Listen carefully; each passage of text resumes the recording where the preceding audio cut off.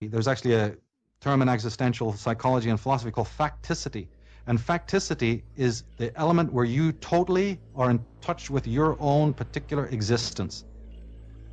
Like I said, go back, and if somebody can even do this physically, do it. Go back to the room in which you were born.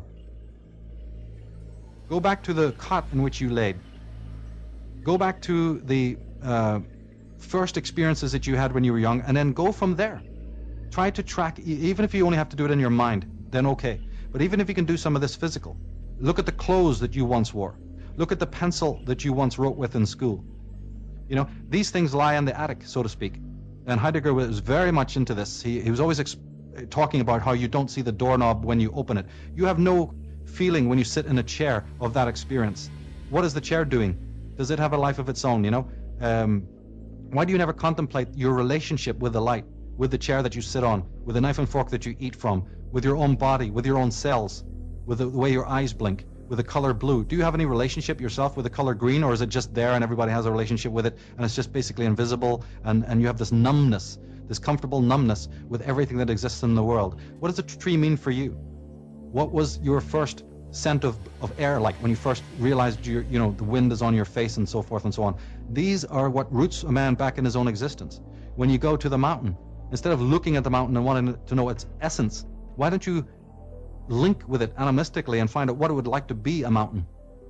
Get into direct communion, you see, with the thing itself, which is you. You are the whole on. You are in everything and everything is in you. It's these types of contemplations that help us start to get out of the illusion and to shatter this whole mysterium possession that is basically operates like a parasite on the mind of man. It is literally works very parasitically in the consciousness of human beings, and it is born out of trauma, no less as the ego was born. They're two evil twins that were born together, and in fact they may be even indistinguishable. Even the science is there if people read Julian Jaynes and a few other people there, and especially Heidegger, because Heidegger was adamant that the philosophers who were meant to be the ones that were seeking for the truth of life and the meaning of life were utterly wrong. First of all, man is the only one who can give meaning to his life, because man is the only one who thinks up the thoughts about meaning.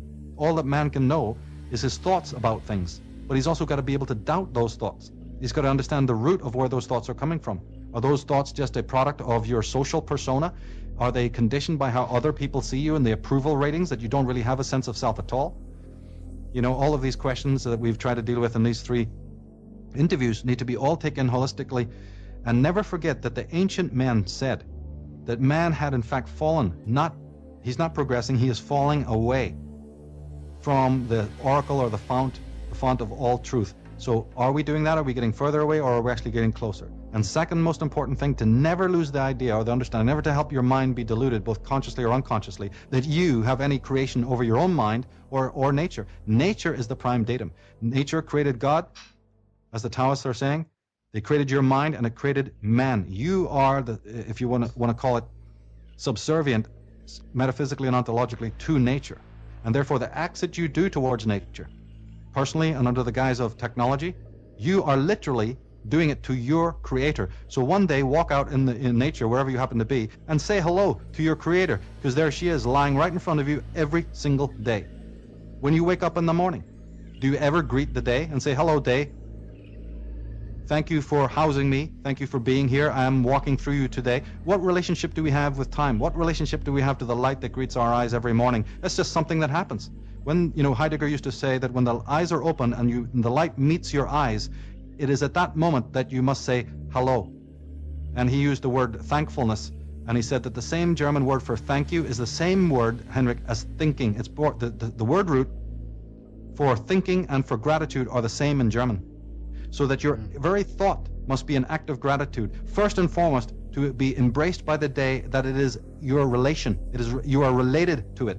It embraces you like a mother, and everything you do and think and enjoy during the day is made possible by the day. It's not just a functional dead thing without consciousness. And in doing that, in awakening that kind of relationship, you yourself then reawaken the same kind of natural consciousness within yourself by doing that, because one string vibrates with the other string. The moment that you see nature as being real and alive and animate, not some essence hidden behind it, some spooky mysterium, but itself is living right there. and that each tree, each leaf is an altar to that noumena, automatically nature's voice, the voice of the animals, the voice of the trees, the voice of the atoms, the voice of the air, speaks to you directly, not collectively. There is no collective enlightenment, there is no collective utopia, there is no collective illumination. In the end of the scenes of the movie The Silent Flute, it was written by Bruce Lee and James Coburn, that's what they say. There is no enlightenment outside yourself. And everyone must examine in their own mind how they've been sold that lie, that there is an enlightenment, an illumination, a knowledge, a peace, a satori outside of yourself and your existence. That is evil. That is the thing that is destroying the world as we know it today.